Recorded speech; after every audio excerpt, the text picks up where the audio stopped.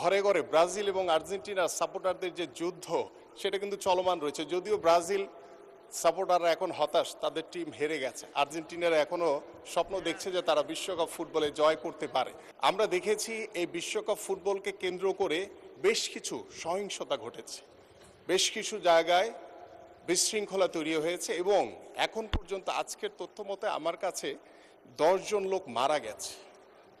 এটা অত্যন্ত দুর্ভাগ্যজনক। মাননীয় স্পিকার, আপনি জানেন যে বর্তমানে বাংলাদেশে বিশ্বকাপ ফুটবলের জ্বরে আক্রান্ত বাংলাদেশের প্রত্যেকটি সাধারণ মানুষ, বিশেষ করে আমাদের যারা যুব সমাজ, যারা ভবিষ্যৎ প্রজন্ম, তারা অত্যন্ত ঘরে ঘরে কিংবা কোথাও বড় এলইডির মাধ্যমে তারা বিশ্বকাপ ফুটবলকে উপভোগ করছে।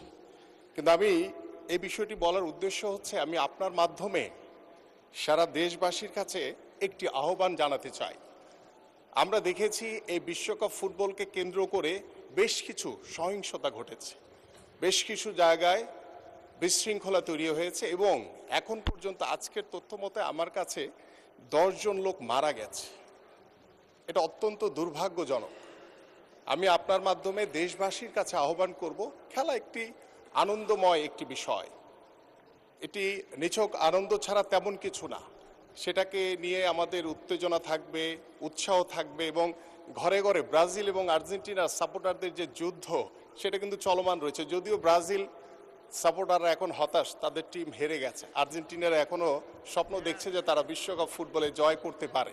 সো বাংলাদেশের প্রেক্ষাপটে ব্রাজিল আর্জেন্টিনা নিয়ে যে উত্তেজনা, যে উৎসব মুখর একটি পরিবেশ, এটি যাতে আনন্দময়ের ভিতরেই থাকে, এটিকে কেন্দ্র করে কেউ ভবিষ্যতে কোনো বিশৃঙ্খলা কিংবা কোনো সহিংসতা তৈরি করে কোনো প্রাণনাশের ঘটনাটা যাতে না ঘটে, এই জন্য আমি আপনার মাধ্যমে দেশবাসীর কাছে আহ্বান জানাচ্ছি।